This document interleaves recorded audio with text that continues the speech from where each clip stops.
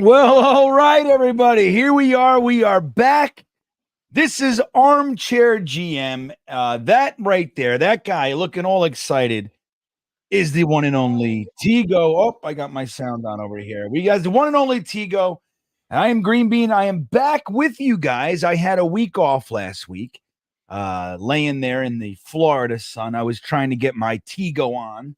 That's what I was doing. I was down there in Homestead, though, Tigo, way down deep in the jungle, buddy. That's what I was You're in doing. the swamp, literally. Yeah, that's right, man. I was under something called a maloca, and I was begging the gods to stop showing me things. I saw a wolf in the trees, Tigo. That's what I saw. It was a crazy, crazy weekend.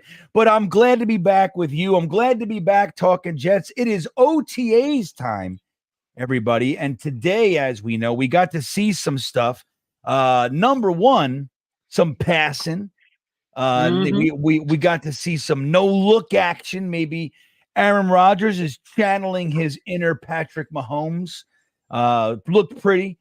But we got some things to talk. We have some camp battles to discuss, everybody, and it's going to be fun from here on out. Right after the OTAs, we get some mini camp back. We get mandatories, obviously, but then it's like there's a little bit of a lull, and then we get training camp again.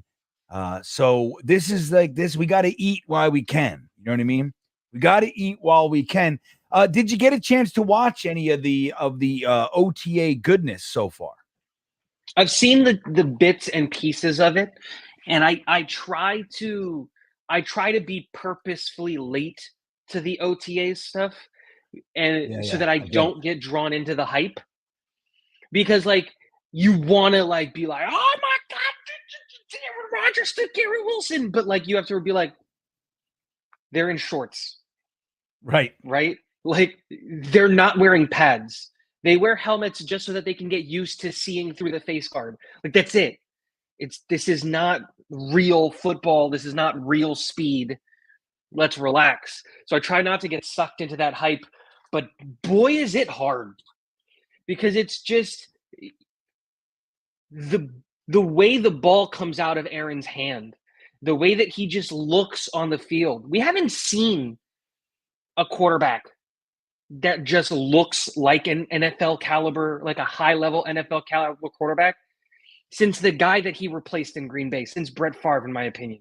We have not seen a guy who walks out there and like commands a huddle and just looks like a quarterback. Everybody has had someone to be like, oh, they look kind of scared, or they look kind of, what is that? It's just, no, Aaron looks like a freaking NFL quarterback. So it's hard not to get sucked into all the excitement. Yeah, it's a great point, because even one of the most winning playoff quarterbacks in NFL history, the one and only Mark Sanchez, he looked scared at times. Like you could see it on his face. He played scared. Sam Darnold looked scared. Zach Wilson, I mean, he looked like he was so scared that the team didn't even respect him. They just dealt with him. And I'm sure on a personal level, they liked him and all that jazz. He's a good guy, all that, works hard, trying, but he looks scared too. That's a really great point. And I'll tell you, like you said, with the shorts thing, how many years did we overreact to a pass in OTAs? There's a pass. It's one pass. They throw it down and we freak out and we start talking about these guys like they're going to do something. But everybody falls bait to it, right? Because I did that last year to Jason Brownlee. It was one pass over Craig James. And like, don't get it twisted. It seems like that relationship with Aaron Rodgers and Jason Brownlee hasn't gone anywhere. But I was so excited after one pass. Green Bean, I made a video talking about, could we get back-to-back offensive rookie of the years after one catch of Jason Brownlee? I was just totally bought into the hype, and it's just like, I'm learning from my mistakes. Let's not believe the hype. Still, to this day, my most watched video was me talking about how Denzel Mims was going to have a revenge tour. Oh, yeah. Watch out. And it was because of one play at like OTAs. And I was like, watch out. He's coming back. Daniel Jeremiah said it, and he knows things. It's a funny, but But right, and it's hard not to do, especially when, like, look, in this instance, we had a really exciting offseason. We had a lot of hope and hype for last year, and I think rightfully so. We had our warts. We didn't like the offensive line, the dependence upon injured guys, namely, and we saw it explode on us. Nobody could have saw Aaron Rodgers going down, particularly after 4 plays, right? Nobody saw that coming. But even with all that, there was a lot of reason for hype. There was a lot of reason for excitement. And now going into this offseason, we had hopes. Joe Douglas has to play this like he's losing his job. I don't think he did quite that, not desperation, but he got a lot of the job done.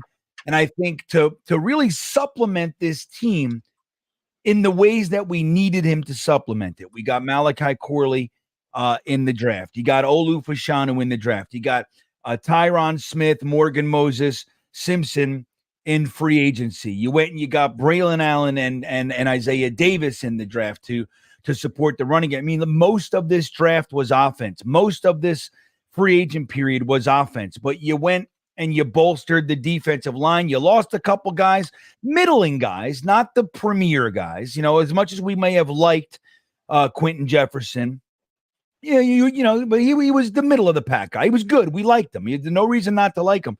But you replace him with a first-round pick who hasn't quite met his potential yet, but a first-round pick nonetheless, putting him in a defense that's kind of a feast for defensive linemen. And he was a guy that was picked when Saleh was a defensive coordinator at San Francisco. He knows him. He likes him, brings him over. That's good. The only real loss, in my opinion, was Bryce Huff, and you replace him with Hassan Reddick. So, I mean, this offseason is crazy, and there's reason for us to be excited. So going into OTAs, it is really hard not to do what you're talking about. You see a great catch. Like, look, who was the recipient of the no-look pass? Do you know who it was? I don't remember. It was Corley? One and only. No, it was Xavier Gibson. Oh, there it is. It was Xavier Gibson who. So then I haven't seen the no-look then. He straight up smoked all-pro linebacker C.J. Mosley. So it's not this year all-pro, but all-pro nonetheless. Smoked him. So what can you say? Now, anybody who's like on the Gibson train is saying, look, I told you over one pass. It's out there. I saw it. There was a tweet earlier today. Somebody literally said, I told you. I told you. Like, it's one pass. But I think in shorts where they're not allowed to blow him up. You're not right. He's not allowed to hit him. So, but I think it is that time of year. Yeah, but I think it's okay. It's okay for us to get excited as long as you don't start believing shit yet. We can't believe just yet. It just all I want to see. I like seeing Aaron Rodgers do a nice 5-step drop and get the ball off without limping. That's all I want to see. You know what I mean? It's nice to have Aaron Rodgers back. That's it. That's Green Bean. You took the words right out of my mouth, because that's what I'm watching for. Whenever I watch these things in shorts, it's not about the highlight reel, the catch. No.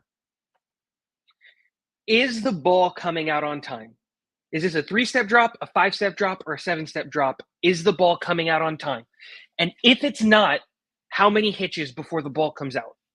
And a lot of the videos that we're seeing, it's coming out on that first read, which is great, which means the play design worked. And again, in shorts. Or it's coming on the second hitch, which again, the play design worked, the ball's getting out quick. And that's the whole thing, right? And again, it's in shorts, but those are the things that you're looking for, because those are the things that are going to matter. Those are the things that we all complained about last year. Zach holding onto the ball too long and not going on his first read, and the play call being too simple, or people not getting open, or the inverse, people being wide open and the quarterback not seeing it. Yes, it's really early to do that, but that's all I care about. How many hitches does Aaron have to do before he can get the ball out? Because that's indicative of whether or not the wide receivers are getting open. And he's not doing very many hitches in the videos that we're seeing. Sorry, I'm putting up a poll, everybody, to see where you stand on the excitement of the OTA. So go ahead, get your answers in the poll. Why is it not letting me do it? Did I not? Let me see. There we go.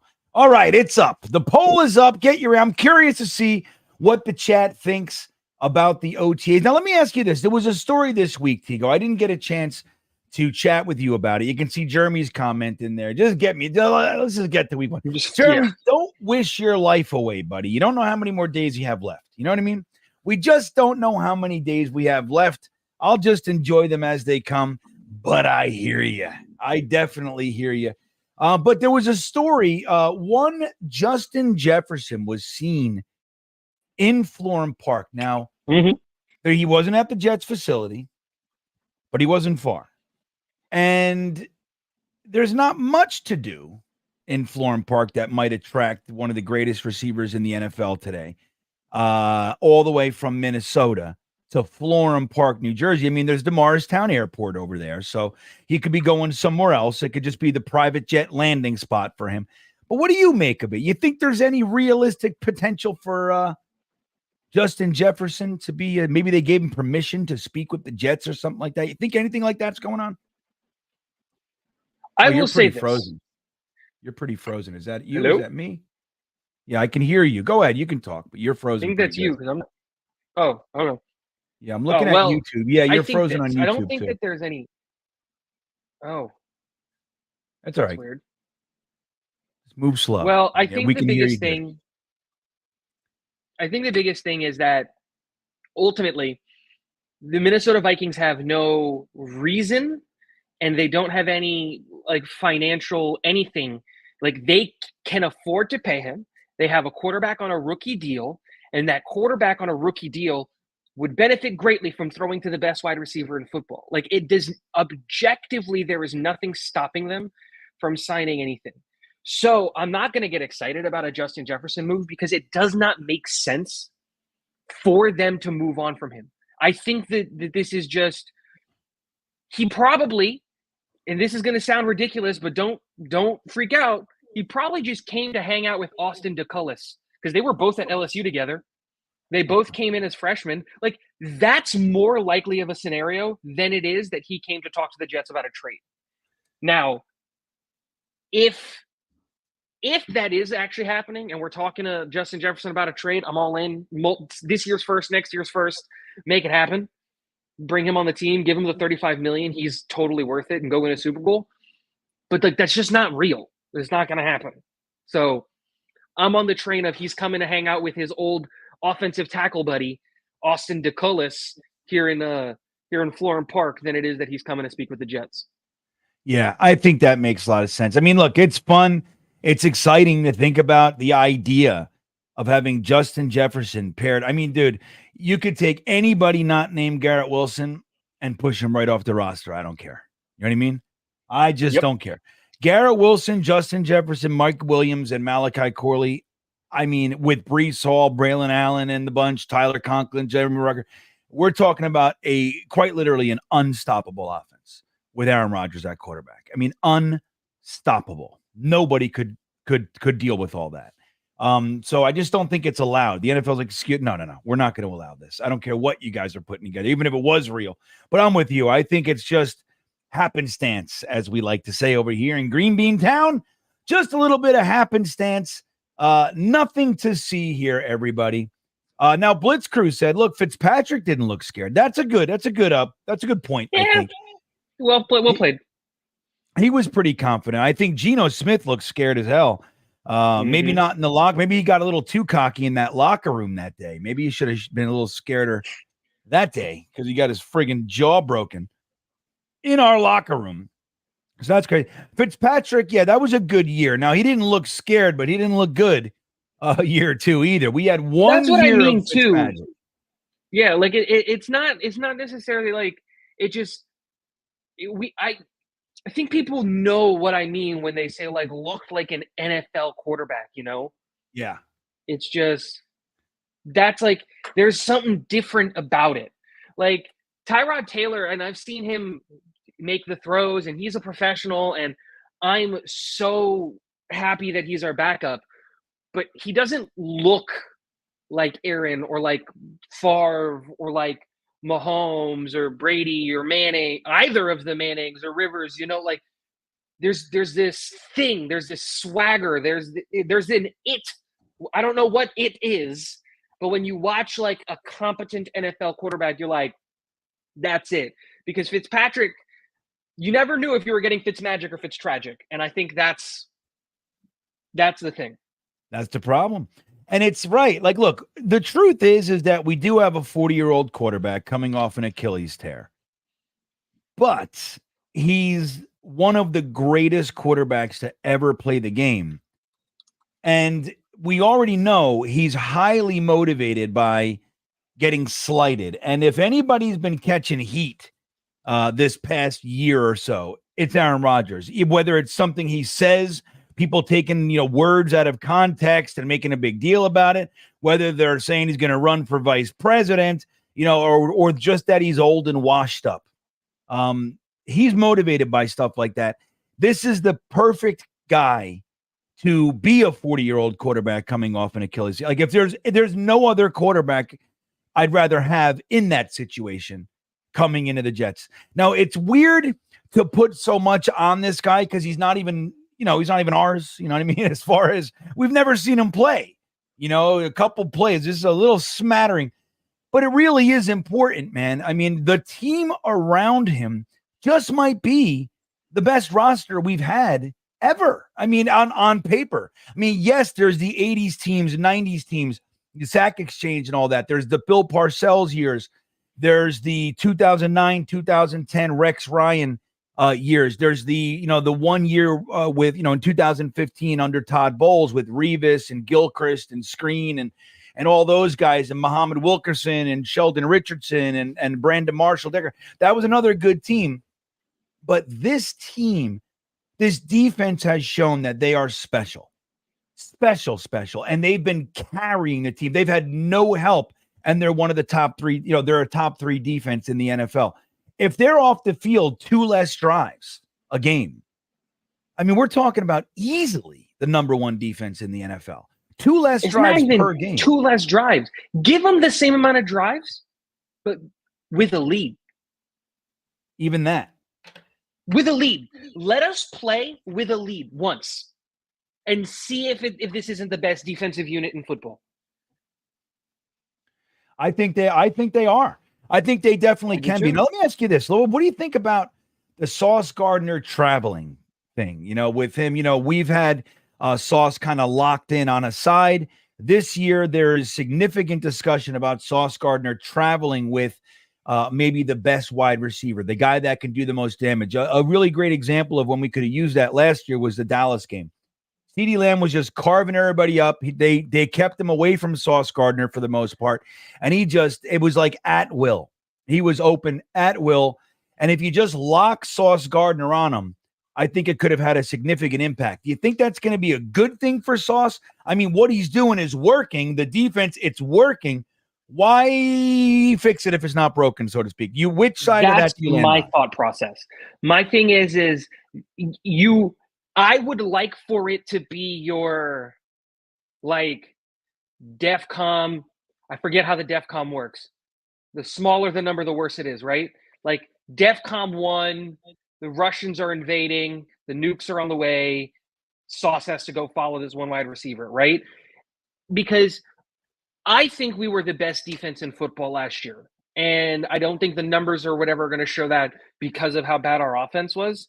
And the last 2 years of Sauce has been, you're going to play one side, DJ's going to play the other side, Michael Carter's going to be in the slot.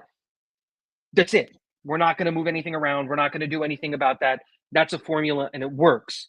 But there are extreme scenarios where if a team legitimately only has one weapon, if a team legitimately only has one outlet, then our best player should be on that person, assuming that the rest of the guys have showed that they can't hang, right? So a great example of that that's going to be this year, I think, is going to be like Arizona. Arizona doesn't have a ton of weapons. And let's say Marvin Harrison Jr. shows that he's him. Then maybe follow Marvin Harrison. Put Sauce on MHJ and just remove him from the game. Because DJ Reed and Michael Carter are good enough to cover literally anybody else. Or like another one in a division, if Keon Coleman shows up and he's him, and I don't think he's going to be all that great, we know we can cover Khalil Shakir and Samuel and all of these other guys. But if Coleman is just put the best player on the best player, but it should be a break glass in case of emergency thing. Right. So just like in that Dallas game, you start the game with your base, and then you're like, dude, this guy's crushing us. Just lock Sauce on him. Shut him down, take him out of the game, and we'll deal with the rest. Yeah, I think that's kind of the way I'd like to see it. Although, if they do just decide this is the way it's going to be, Sauce is going to take their best guy away, a la Darrelle Revis. We're going to figure out the rest as it goes with Sauce just following that guy. Do you think that there's any chance that Sauce could replicate in any way, shape, or form and or surpass the great Revis 2009 season? No, because the defense is played differently. I think Sauce is never going to be, and I hope I'm wrong here, but I think the way that Sauce plays and the way that our defense plays is not necessarily conducive to having interceptions come from the corners, because we don't, especially with Sauce, because if you want to talk about like the X's and O's of it, generally speaking, whenever we're calling coverages, we play a like pseudo cover 3 where Sauce is really manned up. And because he's manned up on his wide receiver, he's playing with his back to the quarterback. So very rarely do you see, even in our zone coverage calls, you're seeing him play kind of man one-on-one with his wide receivers, because they want to shift coverage to cover everybody else. They want to cover the middle of the field, the deep thirds, and all those things. So it's very hard to see a world in which, because of the X's and O's of our defense, we're asking Sauce to play a lot of like zone man kind of. I don't remember what the correct word is. It's a zone call, but he plays man. And so I think what you're going to see is receivers that are matched up against him are not going to do anything. And then you're not going to see the interceptions that Revis got. So I guess the short answer is kind of. Maybe. You're going to see him shut down. You're going to see him shut down all the receivers, right? Like Brandon Ayuk isn't going to do anything. And whoever you consider the wide receiver 1 in Tennessee is not going to do anything. And Sutton's not going to do anything. And Justin Jefferson's not going to do anything. And Keon Coleman's not going to do anything. And so on and so forth. If you go down just the list of wide receiver 1s that we have this year, they're just going to get removed from the game if he follows around. And it's just going to be, that's it. Plain and simple. Yeah. Well, I like that you landed on a maybe. It's a tough question because it's hard to even imagine. I mean, look, you think about all the great cornerbacks that have been in the NFL, all the great defenses that we've seen year in and year out, and nobody's touched what he's done. I mean, it's just that simple. He took the greatest wide receivers in the NFL and made them look pedestrian across the board. And so to the idea, even though Sauce is already a 2-time All-Pro in his young career, 6'3" and can move like a shifty nickel. It's just he's a rare bird, but it's hard to say that in his 3rd year he's going to replicate what the great Darrelle Revis has done. I will say though, Sauce is, I see some comments. What is it? Here's it. Rusty Spooner. What's up, Rusty? Good to see you, buddy. Says Sauce needs to get interceptions to be elite and not be slap happy with pass breakups when he can clearly intercept it for a turnover. He's not scary or threatening, honestly. I disagree. Not to say that interceptions wouldn't make it better. You know what I mean? Of course. Right? I'm not going to debate that. At the same time, you can absolutely be elite. You can be elite with a pass never coming your way. I mean, we saw Nnamdi Asomugha had that kind of thing going on. And look, even though Revis did have the 6 interceptions in that 2009 year, that's great. But I mean, he was the real greatness wasn't the 6 interceptions. That's great. But the greatness was that he completely and utterly neutralized what the player on the offense that was their bread and butter. Every single one of those teams, that was the guy that was killing every other team. And they play the Jets and they disappear on what's affectionately known as Revis Island, right? So I don't know. I think, look, if Sauce never becomes the interception king, there's always going to be that argument, and I get it.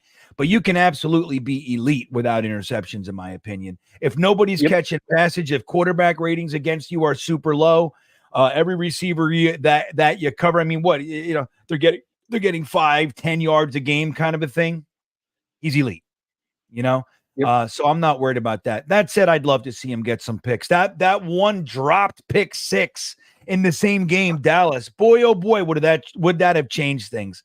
So it would be real nice to see Sauce start plucking some balls. I think another thing is in today's day and age, with how defense is played, it's very hard to be both an interception guy and a good coverage guy, because you can't be both. I think, because you can look at guys like Tariq Woolen, who in their rookie year, he had a bunch of interceptions, but he was horrible in coverage. And everybody likes to go to the sexy stat, which is the interceptions, not realizing that, you could not throw at Sauce. Or last year, wasn't it, who was the cornerback on Dallas that had a bunch of interceptions, and all of that stuff? But again, the same kind of conversation could be happening. He wasn't all that great in coverage, and it's because he was jumping routes. That's it. And if you pulled out a double move, that's a free touchdown, unless the safety was over the top. And you saw the same thing from Tariq Woolen. If you did a double move, if your defensive, and they can pull that off because of Micah Parsons and stuff like that. But if your offensive line can hold up for the double move, it's a free touchdown against, I'm blanking on his name, but it was the cornerback for Dallas, because he's going to bite. He's going to jump the route. So if you pump fake on the first move, you've got a touchdown on the second move because he's going to jump it. And Sauce doesn't do that. I'd rather just give me the Revis stats where you're holding a bunch of these elite wide receivers to under 35 yards. I don't care about the interceptions, because I think the sexy stat is cool and all, but I'd rather you hold more guys to under 35 yards and just eliminate the best weapon. Tell teams to beat us somewhere, someplace else. Right. Okay, cool. You have Brandon Ayuk. All right. Can you beat us with the rest of your team? And San Fran's a bad example, because yes, they very, very, very much can. But I think a better example is, okay, Houston, Diggs is not going to catch a single pass all game. Beat us with Nico Collins, Tank Dell, and whoever their running back is, because I forget who it is. Yeah, it's slipping blanking. But yeah, and that's a look, because the other piece of it is that he's not the only piece on the defense. So the rest of the defense is more than competent. So if you can do that, all right, here's the guy that if he gets going is gonna really cause a lot of damage. You don't want him to get hot. You just lock him down, and like you said, you let B's and C's try to beat you. We have the team to take care of that, and it's not the worst idea in the world. I am a little worried and cautious only because it's like we said, it's if it's not broke, why are we fixing it? Now, that's not to say we shouldn't always be looking to improve with it, but it's going to be really exciting, guys, to see this defense when they have an offense to couple with, which we haven't seen yet. Blitz Crew checking in says, I think Sauce will be like Aaron Glenn with interceptions. Well, that's interesting. Aaron Glenn had 41 interceptions in his career. Now, he had a long career, 14 or 15 years. But here's the interesting thing, and this might be what Blitz Crew's getting at. Aaron Glenn had one interception his first 2 years. One interception his first 2 years. You want to know how many he had his third year, everybody? Who wants to guess without Googling it and pretending they're smart? Who wants to do that? He had 4 picks his third year. So Aaron Glenn, and to be fair, I'm looking at it right. So I don't remember that off the top of my head. But so he had 1 interception his first 2 years, and he was good. He was a very good. We knew Aaron Glenn was good right out of the gate. He was good. Not perfect. He definitely improved and got better. But just like Revis was good from the word go. He wasn't Revis Island yet, but he was good right out of the gate. Sauce is all pro out of the gate. It's a different thing. So if he can improve and get better, like there's no telling what this guy can do. So, but if we're talking about interceptions and we're comparing him to Aaron Glenn, like Blitzcrew's talking about, who was one of my favorites. He's the guy I wanted for defensive coordinator, to be honest with you. I'm very happy with Ulbrich. It's all good. It's all fine. But Aaron Glenn was the guy I wanted. I thought it was just too perfect. He was out there. He was getting looked at for defensive coordinator, and he's a friggin' jet. I was like, come on, man, get this guy back. But bring him home. That's right. Bring him home. But the idea that he had one pick his first 2 years and then 4 in his third year, I think if Sauce comes away with 4 picks and can replicate his shutdown status, I think he's a 3-time All-Pro. What do you think? Yeah. I think at this point in time, that All-Pro spot for Sauce is his to lose. Yeah. I think that's how you go about it. Like, if you're the voters, if you're Sauce, if you're Jeff Ulbrich, if you're, any of the coaches that are working with Sauce, the way that you look at it is you go, I am the best cornerback in the NFL. That spot is mine to lose. Right. That's it. It's mine to lose. I'm the best. Let me stay the best. And I think that everything we've seen from Sauce shows that he's not going to just rest on his laurels. He was talking about he wants to be MVP. Yeah. And I'm just like, dude, a cornerback getting MVP, I have a better chance of starting a game in the NFL than that happening. But I love that that's where his head's at. Me too. Like, because he's just like, no, I'm rewriting the books. I don't care that the MVP is the quarterback award. Screw that. That's my award. I'm going to go get it. And if he does, then he's going to have to get the interceptions. And I hope that he does it and all that stuff. Sauce is the best cornerback in the NFL right now without the interceptions. I don't think that.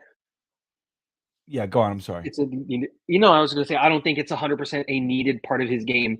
He affects the game by making it impossible to throw at him. You can't throw at him because the guy's it's a wasted down. And the value that provides is just out of this world. Yeah. Now think about this, guys. Again, like Pro Bowls and All Pros are great, but they're not always the indicator, right? But they are something to look at. Revis only has 4 All Pros in his career, so Sauce in 2 years already has 50% of that. That's pretty interesting. Again, I'm not trying to take anything away. It's more about excitement for a young player than it is to take anything away from how great Revis really was. But Revis think about this. Revis only had 29 interceptions in his career. So, he had 5 in 2000. Let me see here. 5 in 2008. So he started his rookie year. He had 3, 5 his second year. 2009, that great year, he had 6. In 2010, again, we went to the AFC Championship game. He had 0. He followed that with, yeah, it's interesting, right?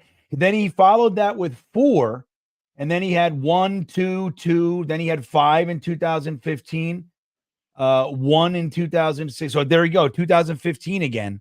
It was like that special year, man. We should have did something. We should have been somebody. I can't believe 5 interceptions in the damn AFC, or not in the final game of the year to get into the playoffs against Rex Ryan. What a bunch of bullshit that was. But 29 interceptions. It's not to say it's terrible or anything, but maybe not what you would have thought, right? I think I thought it was a higher number than 29 over his 11 years. 1, 2, 3, 4, 5, 6, 7, 8, 9, 10. Yep, 11 years.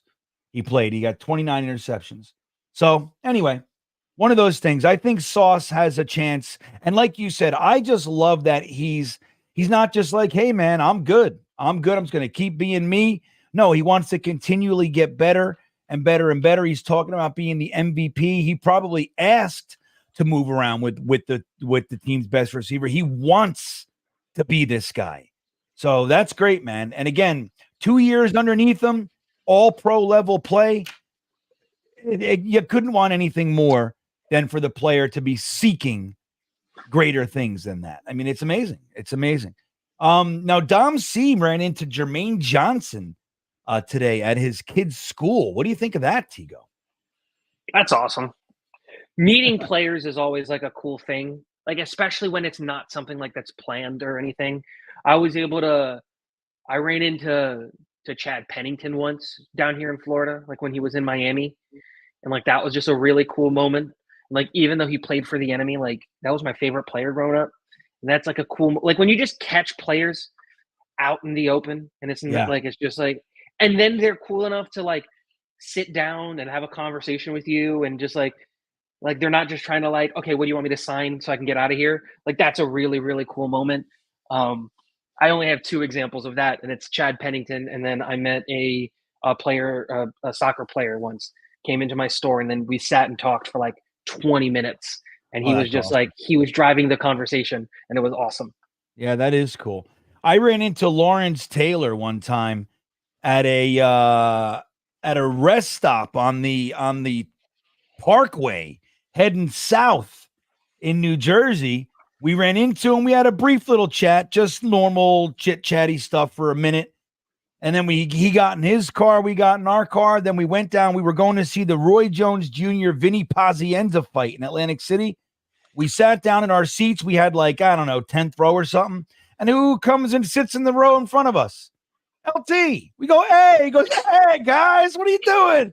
So it was like kind of neat to have that little run in, and then we're not only at the same place, we're like sitting in the same spot, and we got to bust his balls a little bit and play around. It was a good time.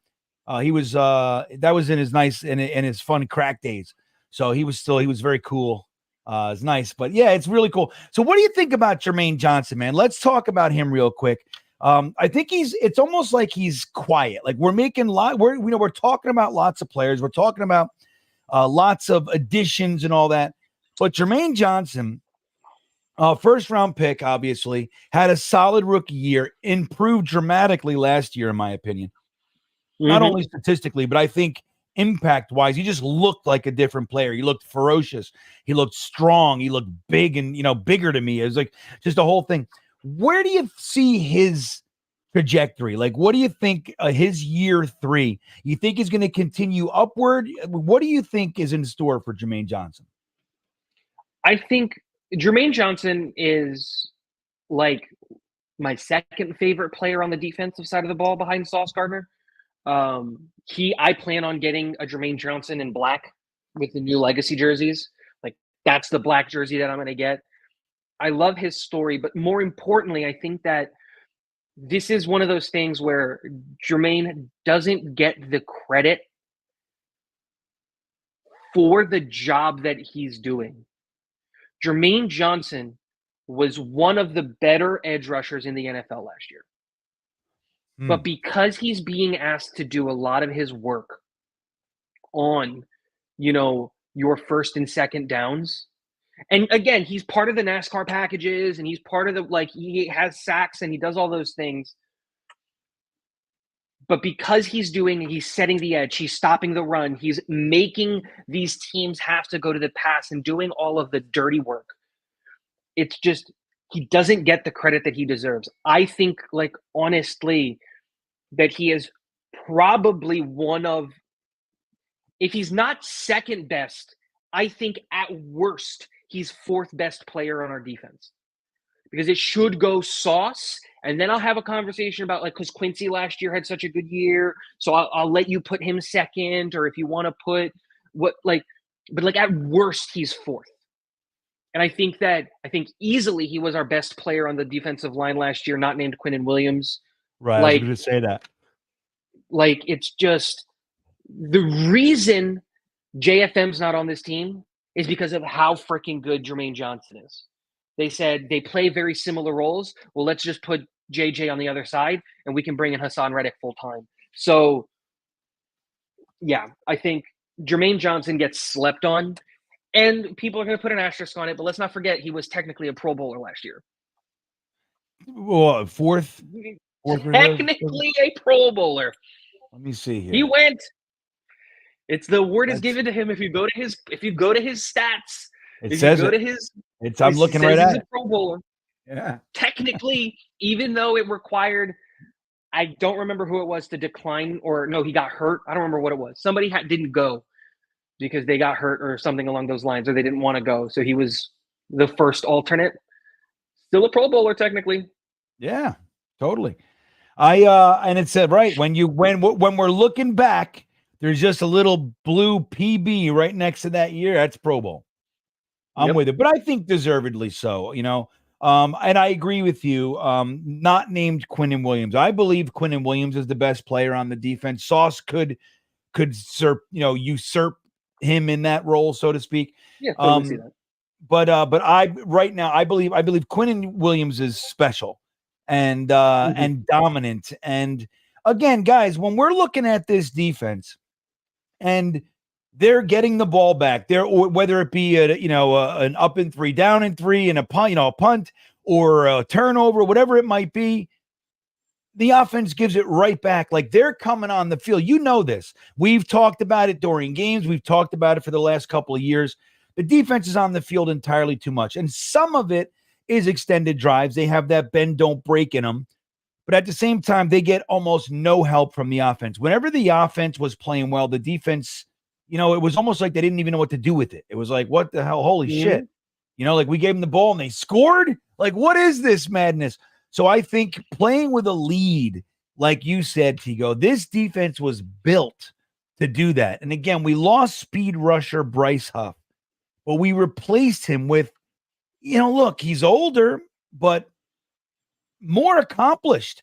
If we're talking about pinning our ears back and heading for the quarterback, having Hassan Reddick opposite Germaine Johnson with Quinnen Williams and like a Javon or Kinlaw in the dude, we're talking about a defensive line that is going to put terror in quarter, and especially if we send a blitz with Quincy Wilson. You're sending in a tank, an assassin, a freaking monster. Like it's a poison, and they all suck, right? Do you want to get hit at 20 miles an hour by Hassan Reddick, who's flying off of the edge, get run over by a 300-pound Quinnen Williams who can move, big boy can move, or just get the hammer dropped on you by Germaine Johnson? Like, it's just – and then if Javon Kinlaw's in that, he's just mean. Like, it's not even like he hits harder. No, he's just a mean person. So it's just like it's a pick your poison. It's either throw it up and pray or take the hit, and neither one of them is a great option. And now let's talk quickly about the guy most slept on this defense. Who do you think it is? The guy that's most slept on the entire defense right now? I think it's Quinnen. Quinnen? I think because I just did it. Like literally, like 4 minutes ago, I just did it. Because, like, for being honest, 1-2 is Sauce and Quinnen Williams. And I didn't put Quinnen there. And that's wrong. Like, that's objectively wrong. Yeah. He should, at highest, JJ's third. I should have said that. At highest, he's third. At worst, he's fifth. That's what I should have said.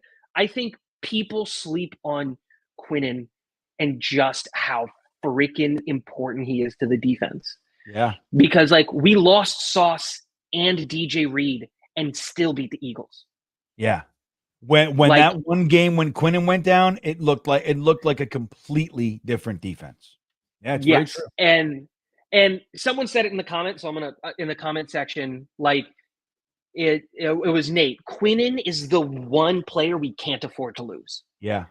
On the defense. Like, he can't miss out. Gerbo Thaddeus also said it. Quinnen changes the whole defense. We saw that the moment he leaves. And so while I love all of the other players and a lot of the guys that are being mentioned and Michael Carter II and Chuck Clark and Quincy and CJ or Jamian Sherwood or whatever, all of those guys are great and I love them. But people, I think, keep sleeping on just how important Quinnen is. I think they know how good he is, but I don't think they understand how important he is. Yeah, that's well said. Like we won a game without Sauce. Yeah, well, right. Sauce and DJ Reed. And, thankfully we had Bryce Hall, who I'm sad to see go. But the other guy was Craig James, who had an Yeah. amazing game, by the way. He had that full extension horizontal touchdown pass defense in the end zone. Oh, amazing, Craig James. Brownlee taught him Yeah. a few. Brownlee showed him, you got to fucking snap out of it, kid, if you want to play here. Did anybody on the defense play all 17 games? Well, I think Quinnen played all 17 games. I think the game he was out, maybe it was the year before. I don't know. Yeah, I think a few. Germaine Johnson, I think, played every. Let me see here. No, I'm gonna try to played. pull it up. Yeah, he played 17 games last year, Jermaine Johnson. Okay, so Well, let's talk about this guy. Yeah, go ahead. Go ahead. No, finish your thought. No. I was gonna say, like, the biggest impact that we've seen, because none of these guys, one, play 100% of the snaps, but two, most of the team didn't play all 17 games. The biggest impact we saw was when we lost Quinnen Williams, and so that's what I was just gonna say. Yeah. Now I want to bring up. I saw somebody. All right. Now I think the guy. Now there's reason for it to some degree, but are we sleeping on this guy right here? Don't forget our first round pick last year. Didn't play a lot, but his win rate, and when he did play, was exceptional. And when they got rid of Bryce Huff and JFM, I think that was because, look, you brought on Hassan Reddick, but it's like, dude, we got Will McDonald sitting right here. Again, didn't play a ton, but when he did, he was effective. And he showed, like, this guy's ready to pop.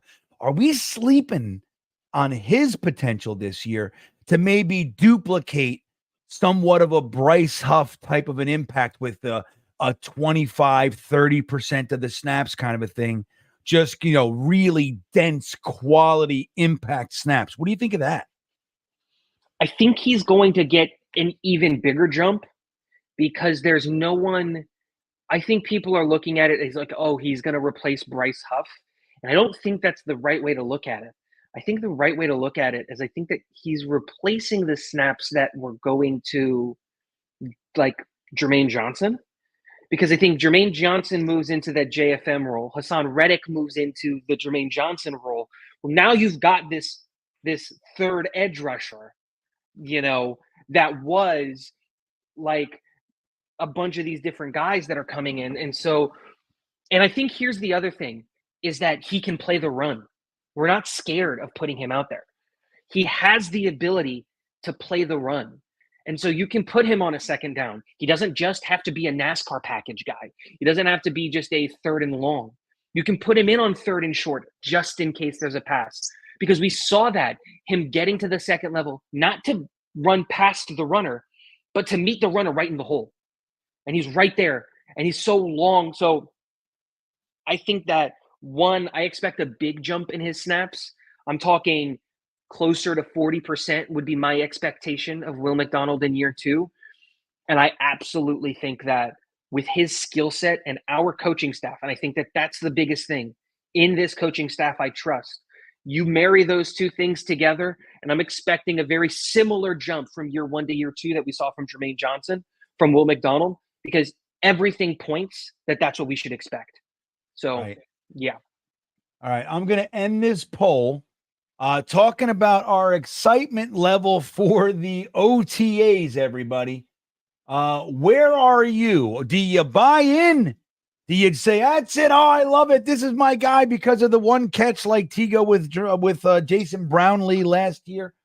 Or is it a whole bunch of nothing? What did you say here? So here we go. The question was, how excited are you about the clips from OTAs? Super pumped wins with 48%. It's just fun to see Jets helmets with 39%.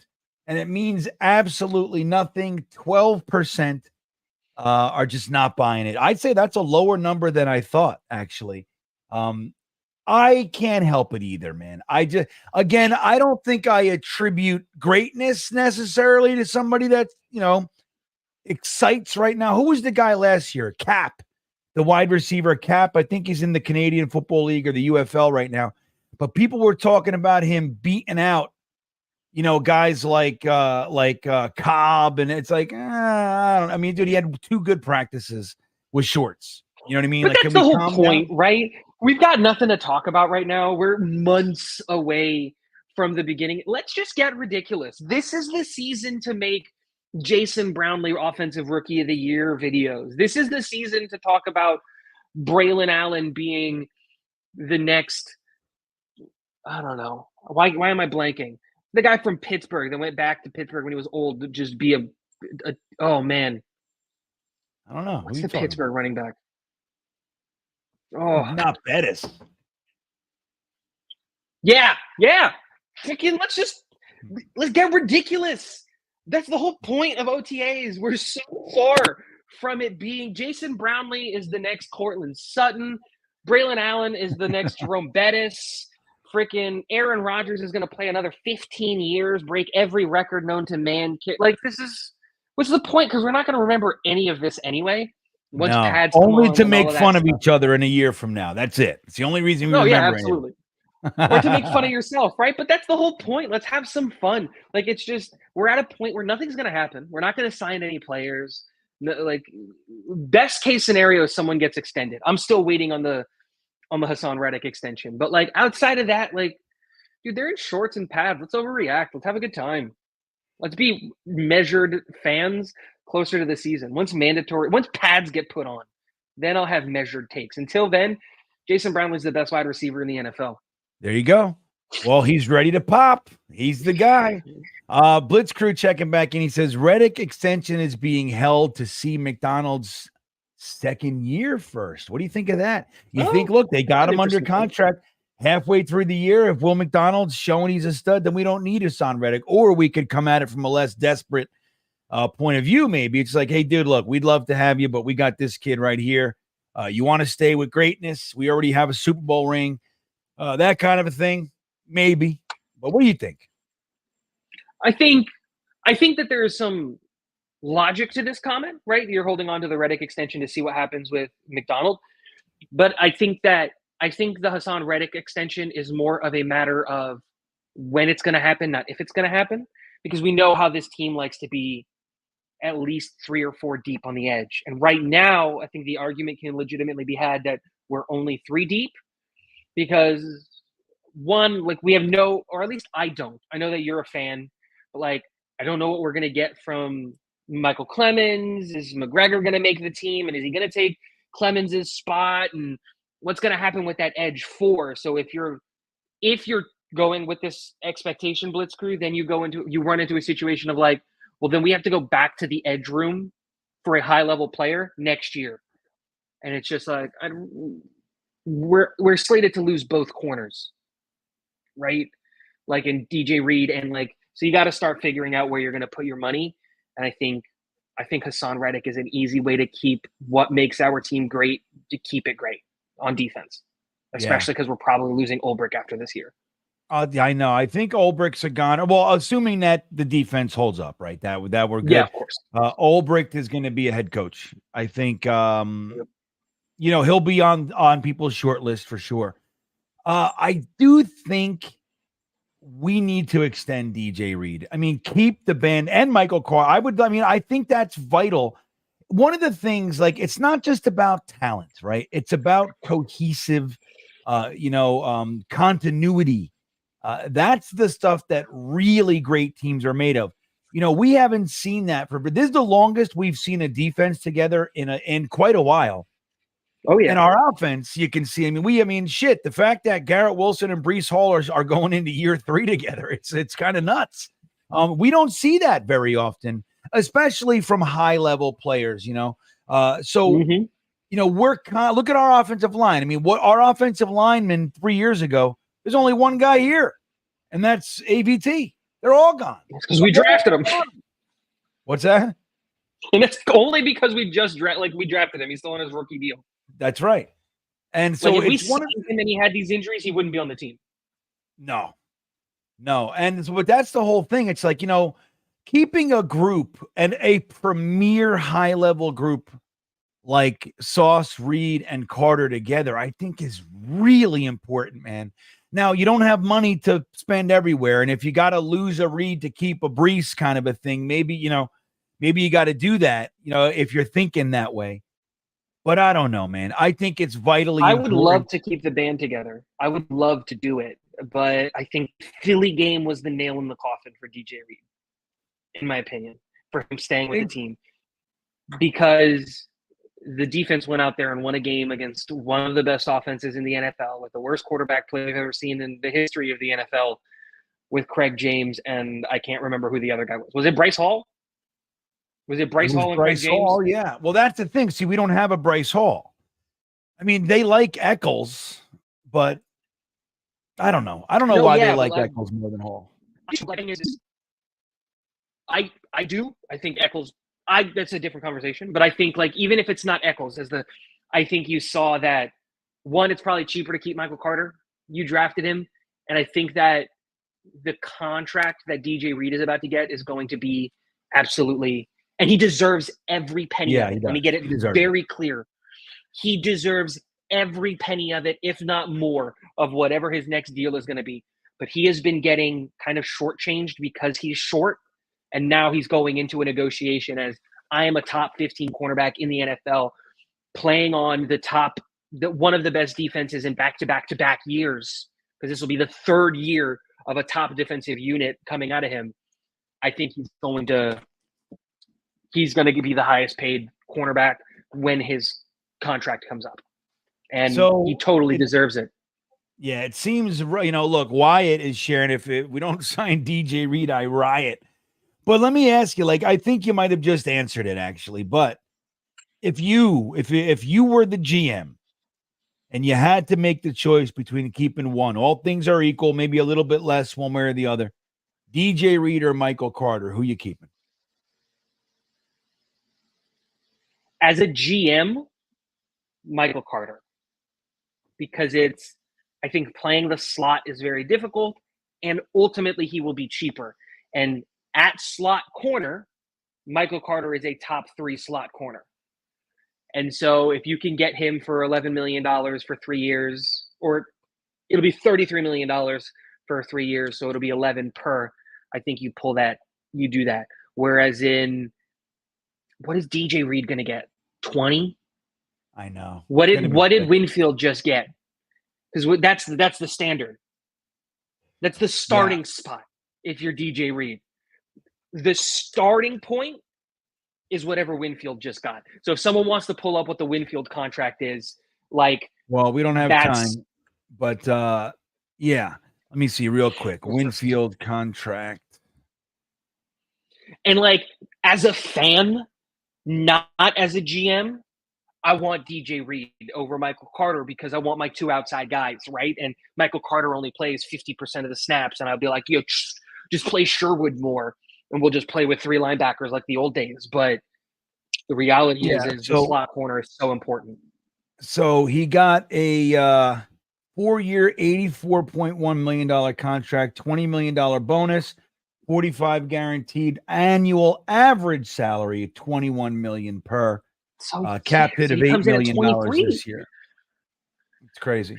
It's not real, he's gonna get 23 per. Yeah, I mean, that's nuts. That's nuts. All right, guys. Well, that is our show. We got some more OTAs coming, everybody. Let me give you guys the dates real quick. I just want to, before we leave, a little public service announcement for you. So we got, what's today's date? The 22nd. So tomorrow, the 23rd, we got the 28th, 29th, and 31st. June 3rd, 4th, 6th, and 7th. Mandatory mini camp is June 11th through the 13th. And that's when, after that, it goes dark for a bit, everybody, until training camp. When does training camp start here? It doesn't say. I gotta get the down. This one I'm looking at, it doesn't say. But so we got some nice stuff to talk about over the next couple of weeks. So we'll keep doing that. I hope you guys have a great night. Teagle, you want to say anything before we go? Nah, it's fun hanging out with you guys every Wednesday. Fun hanging out with you, Green Bean. And so just go have a good Yeah. night, guys. Yeah. Everybody, have a fantastic evening. Beanbaggers, I'll be in there in a minute. The link is in the Discord.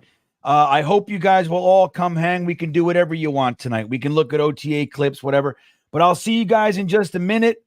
And with that all said, have a great night, everybody. Matt O'Leary and Jeremy tomorrow right here on Armchair GM. I don't know if they switched the time or not. Do you know if they switched the time, Tigo? I still think it's at 3. I haven't 3 seen o'clock. anything where it's not at 3. They I were never talking get to about it. catch it live anymore because of the boys' sleep schedule. So I always just Yeah. listen to it as a podcast after the fact. Yeah. But I still think it's at 3. I know it's on Thursdays. I don't know what time. Tomorrow, 3 p.m., right here on Talking Jets. And then I'll see you tomorrow night with Gunny for the Thursday Think of It. Have a great night, everybody. We will see you next time.